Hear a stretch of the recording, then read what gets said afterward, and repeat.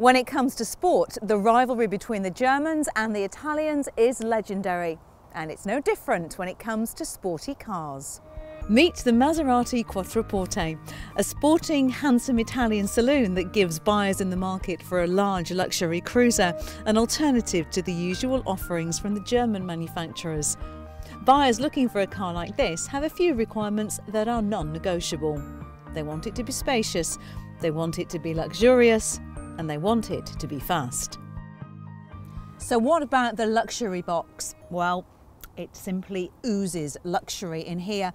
This version features high-gloss carbon fibre trim and vast amounts of the finest leather. This large central touchscreen controls everything: the navigation, car information systems, climate controls and media.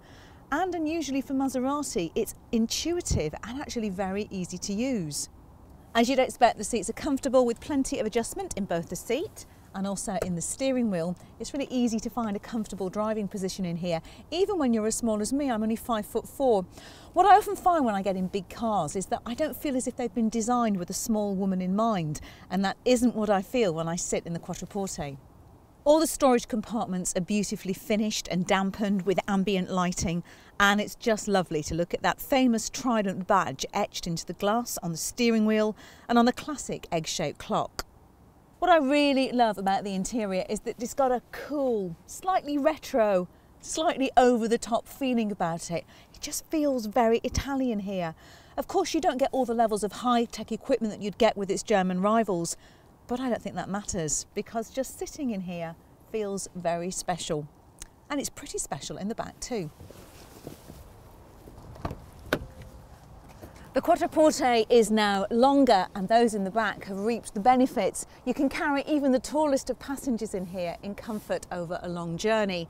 Although the size of the transmission tunnel here in the middle means that you probably wouldn't want to carry a third passenger for too far. Extras like the zone climate control, darkened privacy glass, and these rather beautiful £2,000 folding tables all add to the feeling of luxury and comfort that you get back here. And if you really want to go all out, you can opt for a pair of £4,400 electrically adjustable rear seats. Although, to be honest, these are comfortable enough. The extra cabin space doesn't mean a smaller boot. There's plenty of room, and in the highly unlikely event that you want to use your Quattroporte as a load lugger, you can even fold the rear seats down to boost the space. The Quattroporte has been designed in-house at Maserati, and its looks divide opinion, but I like it. It looks strong and masculine, and even if it doesn't appeal, you can't deny that it's got stacks of road presence, particularly with those red brake calipers setting off the 20-inch alloy wheels. Now, this may appear to be a luxury limo, but fire at the engine and you've got an altogether different beast on your hands. And as you'd expect from an Italian sports car, it's very, very fast.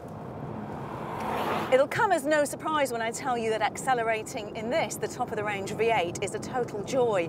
Putting your foot down unleashes an incredible amount of power that just keeps on coming right throughout the range. Drop that right foot and you fly past anything you want to overtake.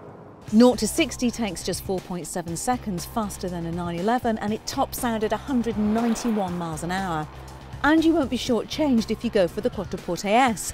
The V6 engine is almost as quick, topping out at 177 miles per hour, which, when you consider that it costs £28,000 less, makes it a very appealing option.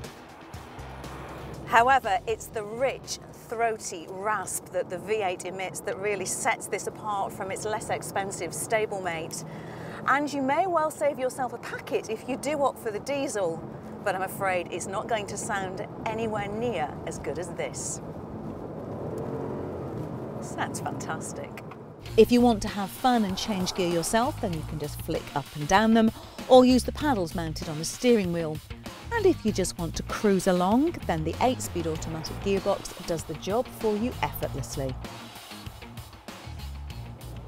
In fact, one of the big surprises for me about driving this car for a few days is how easy it is to manoeuvre around town.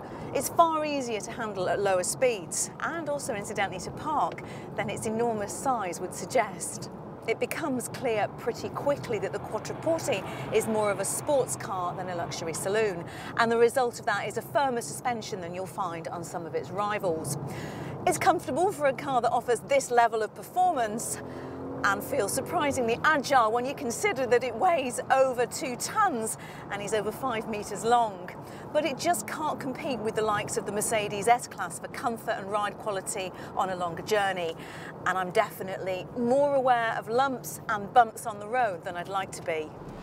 Another downside is the running costs. Unless driving the diesel appeals, they're going to be hefty.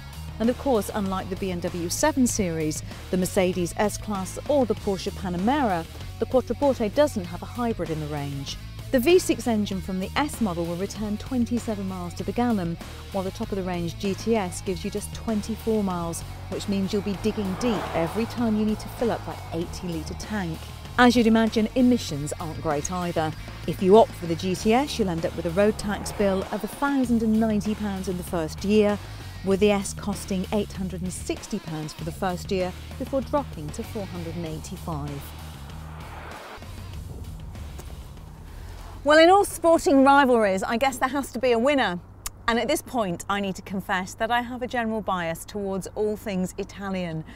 Yes, the Quattroporte's German and British rivals do many of the things that this car does more efficiently and more reliably, but they just don't do it in quite so much style. If you like the sound of a four-door sports car, then why not check out our review of the Porsche Panamera? If you want something a little different, then check out our Mercedes CLS review. Click the icon to watch our latest video and click the Carbuyer logo to subscribe.